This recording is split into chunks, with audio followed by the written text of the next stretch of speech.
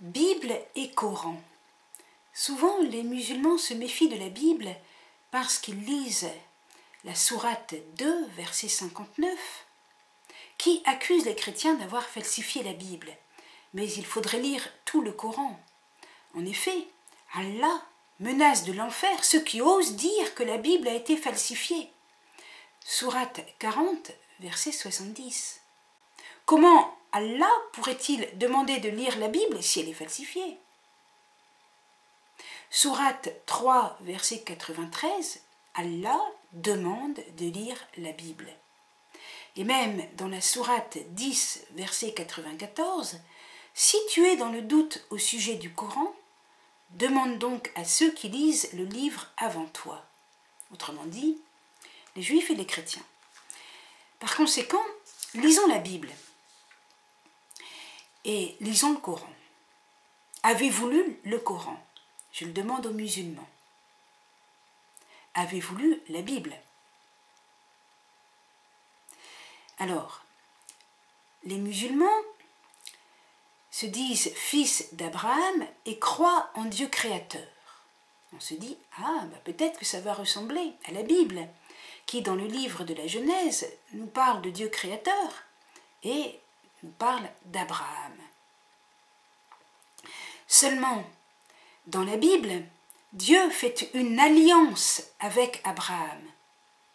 Et plus tard, Dieu fait une alliance avec Moïse au Sinaï.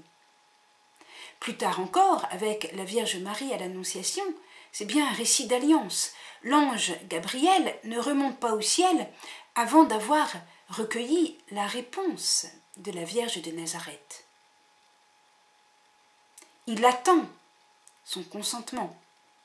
L'incarnation n'a pas lieu sans le oui de Marie, qui va devenir la mère, selon l'humanité, du Fils de Dieu.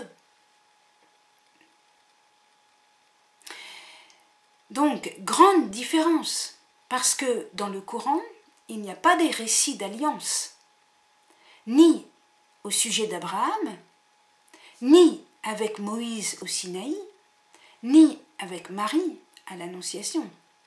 Sourate 19, c'est un destin, un décret irrévocable. La Bible nous parle d'alliance et donc de réponse humaine, de responsabilité humaine, de liberté humaine. Le Coran nous parle de destin, de décret de Dieu. L'homme réduit à, j'ose pas trop dire, mais à un jouet, quoi. Le jouet du destin. Donc là, nous sommes dans un grand écart, quelque chose qui est inconciliable. Soit c'est l'alliance, soit c'est le destin. Ça ne peut pas être les deux. L'alliance implique la notion de liberté et de réponse. Le destin, non. Voilà donc. Alors, bien sûr, on a cette idée musulmane que tout homme a répondu à Dieu en Adam. Mais justement, si j'ai répondu à Dieu avant d'être conçu et avant d'être né, est-ce que c'est ma réponse, Donc, d'un côté l'alliance, d'autre côté le destin. Autre grande différence, l'Évangile présente le Christ comme Fils de Dieu incarné et comme Rédempteur. Le Coran nie l'incarnation et nie la rédemption. Il rejette cette foi en Jésus, Fils de Dieu et Rédempteur. Alors on pourrait observer assez facilement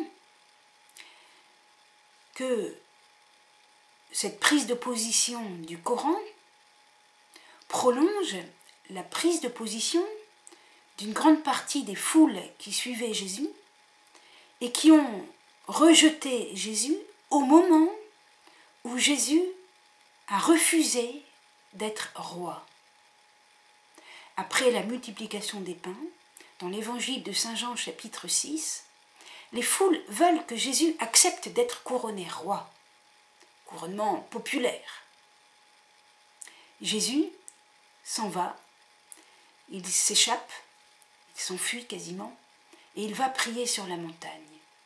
Il refuse d'avoir un royaume terrestre avec tout ce que cela implique. Hein, la poussière des palais et les armées. Non. Son royaume est divin, il est spirituel, il passe par le cœur de chaque homme, pas par les armes. Donc, on voit bien que le rejet de la foi en Jésus, Fils de Dieu et Rédempteur, c'est aussi souvent une déception parce que Jésus n'a pas voulu être roi à la manière des empires terrestres, empires qui se succèdent au fil des siècles. Une autre grande différence entre la Bible et le Coran, là je suis schématique, c'est comme une introduction, eh bien c'est le rapport à l'histoire. La Bible, ceux qui ont suivi le parcours biblique, et je vous invite à le suivre, est un récit, une révélation à travers des événements de l'histoire. Combien de fois j'ai fait des liens avec nos connaissances historiques extra-bibliques. Certaines fois, j'ai donné des dates. Voilà, il y a une histoire. Et puis, il y a des théologies de l'histoire. Les prophètes essayent de dialoguer avec Dieu à partir des événements. Alors, au temps de Josias, on comprend que lorsqu'on ne fait pas le bien, Dieu punit. Mais il y a bien d'autres théologies de l'histoire. Isaïe a une théologie de l'histoire tout à fait étonnante, qui dépasse le donnant-donnant et la vision d'un Dieu qui simplement punirait le mauvais. Il a même une théologie de la souffrance, du juste, etc., etc. Écoutez, dans le parcours biblique, Josias, mais aussi premier, le deuxième Isaïe, Jérémie, Ézéchiel, vous allez comprendre qu'il y a une théologie de l'histoire très riche, très nuancée. Job. Dans le Coran, il y a une logique de l'histoire, une seule. Une seule logique de l'histoire. Si vous êtes juste, Dieu vous récompense et Dieu vous récompense dès cette terre. Autrement dit, eh bien, si Jésus est crucifié, première solution, il n'est pas juste, il a blasphémé. Deuxième solution, il est juste, mais alors c'est pas vrai, c'est pas lui qui a été crucifié. Point. C'est tout. Cette logique de l'histoire, en réalité, elle limite Dieu. Voilà, donc nous avons vu de grands écarts entre la Bible et le Coran, même si on trouve dans le Coran des allusions à Abraham, Moïse, ou encore Marie, mère de, justement, pas Jésus, mais Aïssa Issa, qui ne peut plus porter le nom de Jésus, puisqu'il n'est pas sauveur.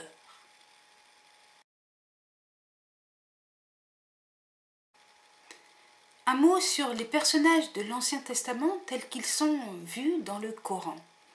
Abraham, tout d'abord, eh bien, dans la sourate 2, Abraham bâtit la Kaaba et il appelle au pèlerinage. Sourate 22. Il demande aussi à Dieu d'envoyer un prophète aux Arabes. L'histoire du sacrifice d'Abraham lorsqu'il offre son fils, eh bien, cette histoire est reprise, simplement il n'y a pas le nom du fils. Dans la Bible, ce fils c'est Isaac. Dans le Coran, ce fils n'est pas nommé. Et dans la tradition musulmane, ce fils c'est Ismaël. Ensuite, nous voyons qu'Abraham loue le Seigneur de l'univers qui l'a créé, qui le dirige, qui veille sur sa santé et qui le ressuscitera. Seulement, dans l'histoire d'Abraham, il n'y a pas de récit d'alliance. Il n'y a pas de récit d'alliance. Le fameux pacte d'alliance de Genèse 15 où l'on voit Abraham offrir des sacrifices, couper des animaux en deux et le feu de Dieu passer entre les morceaux d'animaux, eh bien tout cela est complètement transformé. Nous avons bien des animaux coupés en deux, mais dans le Coran, les morceaux sont très éloignés les uns des autres et le miracle n'est pas du tout un pacte d'alliance. Le miracle, c'est que les morceaux se rapprochent et que les animaux ressuscitent. Autrement dit, le miracle a simplement pour but de nous dire qu'il y a une vie éternelle, une vie après la mort. Ce n'est pas du tout pour nous révéler que Dieu fait alliance. Voyons maintenant Moïse. Moïse, dans la sourate 28, il vit une histoire qui ressemble un petit peu à celle de la Bible, mais il y a quelques différences. Par exemple, l'histoire du buisson ardent, eh bien, dans le Coran, nous voyons simplement Moïse qui voit un feu, puis c'est tout, et Dieu l'appelle. Mais dans la Bible, au moment du buisson ardent, le buisson brûle sans se consumer, c'est déjà un signe extraordinaire. Et puis Dieu se révèle comme celui qui voit la misère de son peuple et qui descend pour l'en délivrer. Exode chapitre 3, il n'y a rien de cela dans le Coran. Il n'y a pas de récit d'alliance non plus. Aucun équivalent du livre de la Bible, Exode chapitre 19, non. Alors, ce qui ressemble, eh bien, c'est que Pharaon refuse d'écouter Moïse et que Pharaon est noyé dans la mer Rouge. Bien. Ensuite, David. Eh bien, comme dans le récit biblique, David tue Goliath. Bien. C'est même encore plus merveilleux parce que c'est directement Dieu qui lui a appris à faire des côtes de mailles. David est un modèle de piété, c'est un modèle du musulman. Rappelle-toi David, notre serviteur, doué de force dans l'adoration et plein de repentir. Sourate 38, verset 17. Cependant, ce qui était très étonnant dans la Bible, c'était le récit des péchés de David. Et pourquoi c'était si important? Eh bien parce que cela a appris au peuple hébreu à ne pas confondre le roi avec la divinité. Souvenez-vous que dans l'Antiquité, Pharaon était quasiment divinisé. De même, l'empereur Auguste, chez les Romains. De même en Mésopotamie. Dans la Bible, non. On raconte les péchés du roi parce que le seul vrai roi, c'est Dieu. Rien de tout cela dans le Coran, rien de tout cela. Au contraire, l'histoire du péché de David avec la femme d'Uri et de la petite parabole que raconte le prophète Nathan, tout cela est déformé et c'est simplement David qui est mis à l'honneur parce qu'il comprend et qu'il sait parler dans une petite parabole. Ensuite, ce qui est tout à fait important, c'est de remarquer que les prophètes de l'exil ne sont pas mentionnés dans le Coran. Or, ce sont bien les prophètes de l'exil, Jérémie, Isaïe, Ézéchiel surtout, mais aussi Job, qui ont fait transcender la logique de l'histoire. Du temps de Moïse ou de David, il y a bien une certaine logique de l'histoire dans le sens où les justes sont protégés par Dieu, bénis, et que, au contraire, quand on fait un péché, eh bien, on perd à la guerre. Ou bien on n'est pas béni dans la traversée du désert. Et c'est simplement à partir de l'exil que la théologie fait un progrès et comprend que Dieu est plus grand que toute logique. On n'a pas de compte à demander à Dieu. Et que même si l'on est juste comme Jérémie, eh bien on peut souffrir. Même si l'on est juste et innocent comme le serviteur souffrant, eh bien, justement, on peut souffrir. Dieu transcende toute logique et il sait tirer du bien de l'exil. Cela est complètement absent, c'est effacé, c'est pas présent dans le Coran.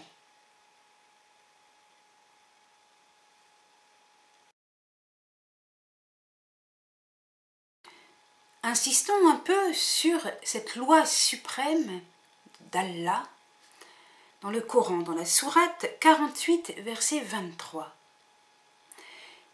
Il est dit que Dieu a une coutume, qu'il a donné une loi de l'histoire. Pour les justes, le bonheur en ce monde et dans l'autre. Le bonheur ici-bas est lié à l'idée d'un triomphe terrestre des prophètes et de leur communauté. Alors, nous voyons bien la première conséquence, c'est que les signes dans le Coran, ce sera d'abord les signes liés à l'écrasement des nations. Le triomphe terrestre de l'islam sera le signe que l'islam est juste. Deuxièmement, dans le cas où une nation musulmane est colonisée, ou qu'elle est défaite au moment d'une guerre, ce sera le signe que cette nation musulmane n'a pas été suffisamment fidèle à la loi coranique. Et par conséquent, après une humiliation historique, le remède sera toujours pensé comme une accentuation de la loi musulmane, dans le sens d'un fondamentalisme, dans le sens d'une application littérale des versets du Coran. C'est logique. Dans un dialogue interreligieux, il faut bien remarquer que si certains passages de la Bible, notamment Deutéronome chapitre 30, versets 15 à 20, montrent bien que le péché amène la défaite et la ruine, et que la bonne conduite attire la bénédiction de Dieu, il n'y a là qu'un aspect de la théologie biblique. Cet aspect, bien sûr, est vrai. Si je bois trop de vin, je vais faire un accident de voiture. Si je ne me corrige pas de mes défauts, ma vie familiale va être catastrophique et ça va finir par un divorce et par une ruine. C'est évident. Autrement dit, cet aspect de l'enseignement biblique est très utile.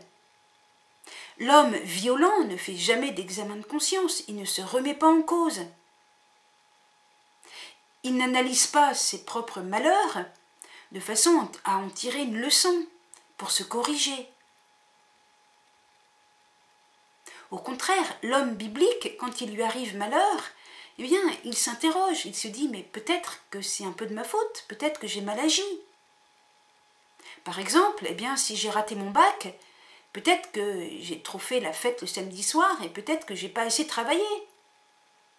Ça, c'est l'homme biblique qui commence par faire un examen de conscience, à se dire, peut-être que s'il m'arrive malheur, c'est parce que j'ai péché. Bien, très bien, c'est toujours utile. Et un enfant, on lui apprend qu'il ne faut pas trop manger de chocolat en le grondant.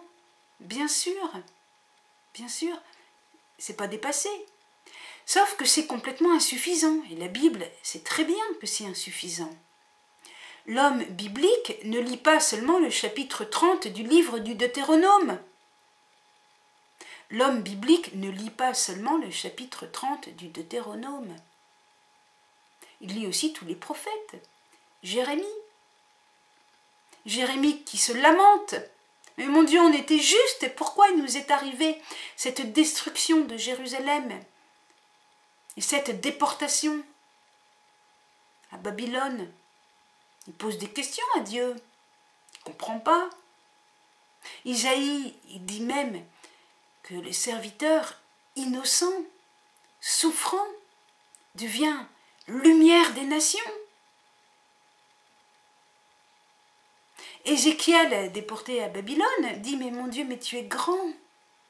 Comment puis-je te comprendre ?» Et il adore. Il ne dit pas qu'on est tout le temps coupable. Ben non, c'est pas parce qu'on a un malheur qu'on est tout le temps coupable. Et là-bas, en exil, ils vont faire de grandes découvertes. La révélation va continuer. la bénédiction de la présence de Dieu va continuer. La Shekhinah s'élève du temple et rejoint les exilés. Toute cette richesse biblique, où est-ce qu'elle est dans le Coran? Elle n'est pas. Le Coran en est réduit à dire que Jésus, s'il était juste, n'a pas été crucifié. Et c'est une apparence, c'est quelqu'un d'autre qui a été crucifié à sa place. Voilà où on en est réduit quand on n'a pas la richesse théologique d'un véritable parcours biblique.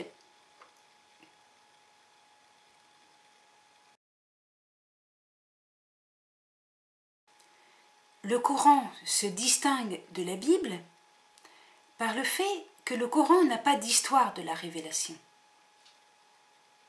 Attention, le Coran parle d'Adam, de Noé, d'Abraham, de Moïse, de Issa, de Mahomet.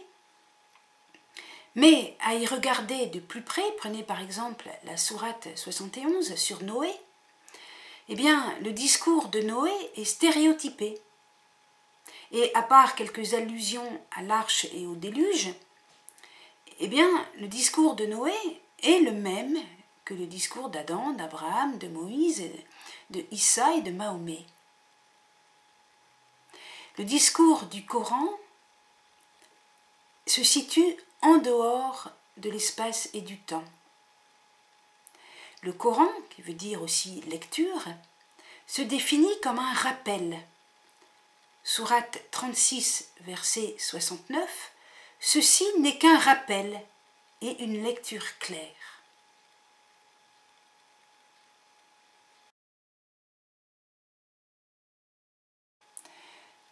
Comment comprendre qu'il y ait entre la Bible et le Coran certaines ressemblances, mais pourtant de très grandes et graves différences?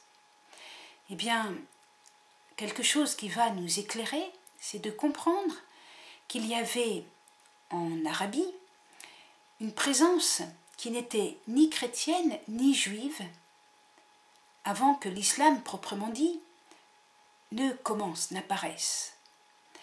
Cette présence peut être qualifiée d'ébionnite, de nazaréenne. Alors, nous savons que Mahomet a épousé Khadija, cousine du prêtre nazaréen nommé Waraka. Nous savons cela par Uri Rubin, qui a écrit The Eye of the Beholder, The Life of Muhammad as Viewed by the Early Muslims, aux éditions Darwin Press en 1995. Autrement dit, si Mahomet a épousé une femme qui était cousine d'un prêtre nazaréen, eh bien, la doctrine des Nazaréens a peut-être influencé Mahomet. Or, quelle était cette doctrine? Eh bien, cette doctrine n'était pas juive, puisqu'elle reprochait aux autorités juives d'avoir condamné Jésus comme un magicien et de ne pas avoir compris que les prophètes annonçaient le Christ. Et elle n'était pas non plus chrétienne, puisqu'elle ne reconnaissait pas le Christ comme fils de Dieu rédempteur. En outre, cette doctrine nazaréenne présentait la lutte entre le bien et le mal, non pas comme une lutte à l'intérieur du cœur de chacun, ce qui est la doctrine chrétienne, mais comme une lutte armée entre les fils de la lumière et les fils des ténèbres.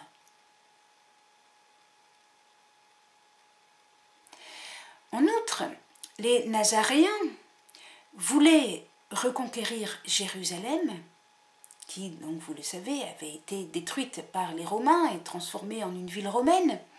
Ils voulaient la reconquérir, reconstruire le temple. Ils se disaient qu'une fois que le temple serait reconstruit, le Messie reviendrait. Donc un retour du Christ qui serait tout à fait matériel et politique. Il réussirait ce qu'il a échoué lors de sa première venue.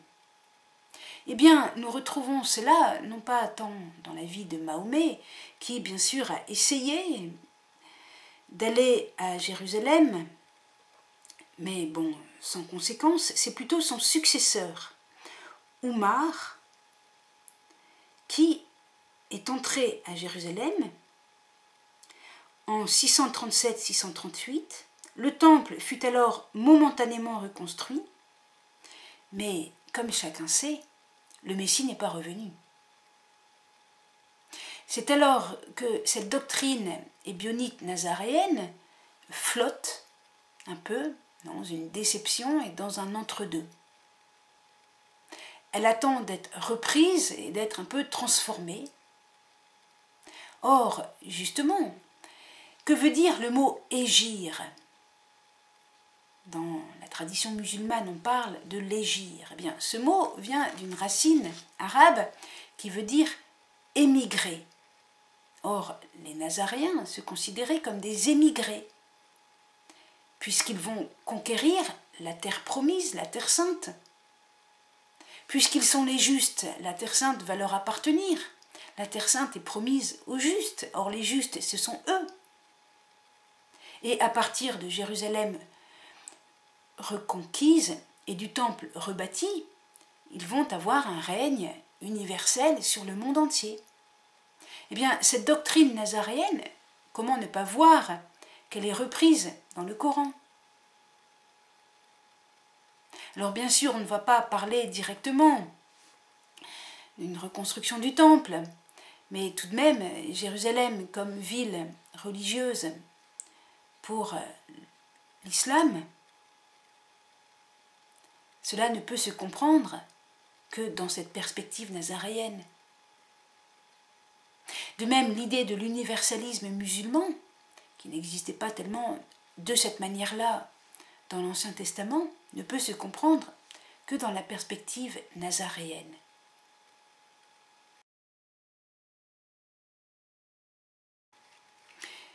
Bible et Coran peuvent se comparer aussi dans leur rapport à la loi. Nous savons bien que dans la Bible, il y a des commandements. Dès le jardin de la Genèse, il y a cet arbre de la connaissance, qui est en fait l'arbre de la connaissance magique, dont on ne doit pas manger le fruit. Israël sait très bien que s'il pratique les rites magiques, les sacrifices d'enfants, les prostitutions sacrées, eh bien c'est la ruine, c'est la rupture d'alliance. La magicienne mourra de mort. Et puis, il y a les sanctuaires au Seigneur. D'abord, dans les temps anciens, il y avait beaucoup de sanctuaires. On voit dans la vie d'Abraham des sanctuaires dans tout le pays pour honorer le Seigneur Dieu.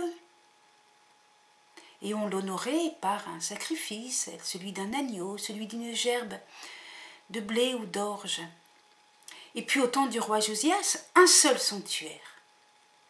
On offre les sacrifices uniquement dans le temple de Jérusalem. Il y a donc bien quelque chose dans la loi qui est lié aux circonstances historiques et au cheminement du peuple. Et en même temps, il y a quelque chose d'immuable, notamment le décalogue. Le décalogue que Jésus lui-même rappelle. Par exemple, dans son dialogue avec le jeune homme riche, il lui rappelle l'importance des commandements. Tu ne tueras pas, tu ne voleras pas, tu ne tueras pas, tu ne commettras pas d'adultère, tu ne voleras pas, tu ne diras pas de mensonge, honore ton père et ta mère, et puis aime ton prochain comme toi-même. Ces commandements qui remontent à l'alliance au Sinaï avec Moïse sont toujours valables, même s'ils sont transfigurés par la grâce que le Christ apporte. Et transfigurés, ils prennent une dimension beaucoup plus profonde. Par exemple, tu ne tueras pas devient, tu ne diras pas non plus d'injures envers ton frère, car il est créé à l'image de Dieu. Tu ne commettras pas d'adultère, c'est aussi, tu n'auras pas de regard impur. Voilà, la loi dans la Bible, la loi dans une alliance, la loi dans une présence sanctifiante. Et alors, et dans le Coran, nous allons dire les choses en 4 points. Premier point, il existe dans le Coran des éléments de ce que les chrétiens appellent la loi naturelle. Citons par exemple, ton Seigneur a décrété que vous n'adoriez que lui. Il a prescrit la bonté à l'égard de vos pères et mères. Évitez la fornication, c'est une abomination. Quel détestable chemin! Ne tuez pas l'homme que Dieu vous a interdit de tuer, sinon pour une juste raison. Ne touchez pas à la fortune de l'orphelin, jusqu'à ce qu'il ait atteint sa majorité, que pour le meilleur usage. Tenez vos engagements, car les hommes seront interrogés sur leurs engagements. Donnez une juste mesure quand vous mesurez. Pesez avec la balance la plus exacte. Il sera sûrement demandé compte de tout, de l'ouïe, de la vue et du cœur. Donc, ceci c'est dans la sourate 17, versets 22 à 38. Nous avons donc des choses qui ressemblent un petit peu à différentes lois que l'on trouve dans la Bible. Nous pourrions aussi ajouter la vertu de religion, c'est-à-dire la piété, le désir de connaître et d'aimer Dieu. La vertu de religion est considérée par les chrétiens comme faisant partie de la loi naturelle. Autrement dit, l'homme a un corps, il a un cœur qui est fait pour aimer, il a une âme, une intelligence qui est fait pour connaître la vérité, il a un esprit qui est fait pour connaître son Créateur. C'est la vertu de religion qui est naturelle à l'homme parce qu'elle correspond au fait que l'homme est un esprit. Il y a aussi les conseils de droiture, par exemple Allah et les traîtres. Sourate 8, verset 58. Ou encore les conseils d'humilité. Allah est les orgueilleux. Sourate 16, verset 23. Il déteste les arrogants. Sourate 28, verset 76. Les présomptueux pleins de glorioles. Sourate 31, verset 18. Or, l'humilité, c'est très important. D'ailleurs, c'est un peu une préparation évangélique. Parce que pour s'adresser au Christ miséricordieux, il faut être humble. L'humilité, finalement, c'est la porte de l'éternité, c'est la porte du paradis pour un chrétien. Donc, quand on voit ces vertus de piété, vertus d'humilité et certains commandements un petit peu basiques, comme le respect de l'orphelin, ne pas tuer comme ça pour plaisir et éviter la fornication, on se dit, il y a des points communs. Alors, est-ce que c'est une loi naturelle? Pas tout à fait. Je vais expliquer. Parce que dans l'islam, justement, il n'y a pas de notion de loi naturelle, attention. Il y a bien des éléments qui ressemblent à la loi naturelle chrétienne, mais du fait que le Coran, que l'islam n'arrive pas à penser l'alliance, eh bien, il ne peut rien accorder à la nature. La loi vient tout entière de Dieu seul, et non pas de ce qui serait conforme à la nature humaine. La nature humaine et la raison humaine ne peut rien nous dire de la loi. Alors, il y a pourtant eu un certain pluralisme dans l'islam, notamment entre l'école Mu'tazilite, fondée par Wasil ibn Attar, donc au 8e siècle, qui s'est rapproché un petit peu de l'idée d'un droit naturel. Il enseignait que la révélation divine était appréhendable par la raison humaine. Mais cette école fut très rapidement considérée comme une secte et rejetée. A dominé immédiatement l'école Akharite, fondée par Abu al-Hassan al-Akhari. Akhari, j'espère que je prononce à peu près bien. Donc on est en 873 à 935, qui domine dans l'orthodoxie sunnite et qui enseigne que la loi est totalement définie par Dieu. Aucune participation de la nature humaine dans la définition de la loi. Ils vont même jusqu'à penser que les commandements n'ont pas d'autre but que de réduire l'homme à l'obéissance.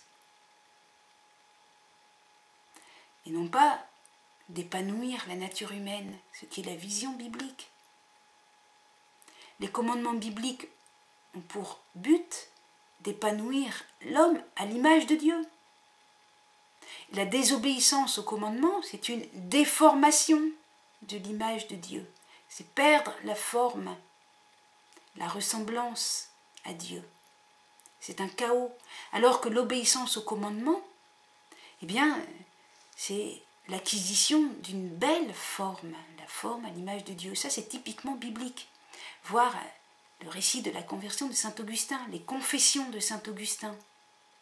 Ici, nous n'avons pas du tout cette notion-là, pas du tout. Nous avons la notion d'un Dieu qui donne une loi pour réduire l'homme à l'obéissance. Le musulman est un homme soumis. L'homme n'est d'ailleurs pas à l'image de Dieu, il est à l'image de l'homme.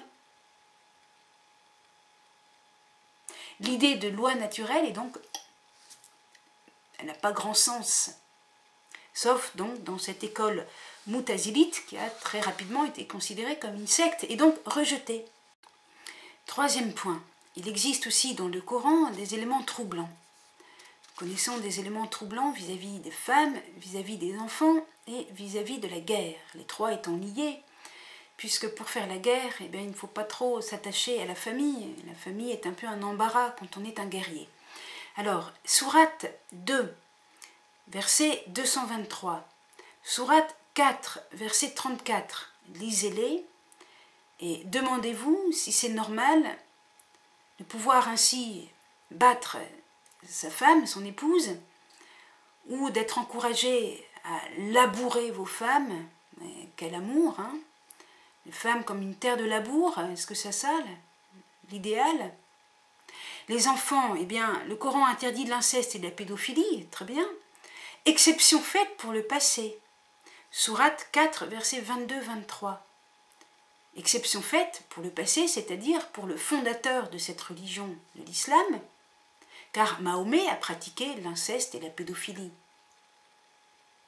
Et enfin, sourate 61, verset 4, Dieu aime, selon le verbe aimer utilisé par les chrétiens, Dieu aime ceux qui vont jusqu'à tuer pour lui, en rang serré comme s'ils étaient un édifice scellé de plomb. Ici, nous avons la notion d'amour qui est juxtaposée au fait de tuer pour Dieu. Autrement dit, il y a une dénaturation de l'amour et une dénaturation de Dieu. Enfin, dernier point, nous savons bien qu'il existe dans le Coran des éléments tout à fait antichristiques qui nient l'incarnation et la rédemption par la croix et qui vouent les chrétiens à l'enfer. Cet aspect est évidemment grave dans l'optique chrétienne, même si nous aimons nos amis musulmans, bien, nous espérons qu'ils ne vont pas se présenter au Christ qui va les recevoir à l'heure de la mort avec des dispositions de ce type. Merci, au revoir.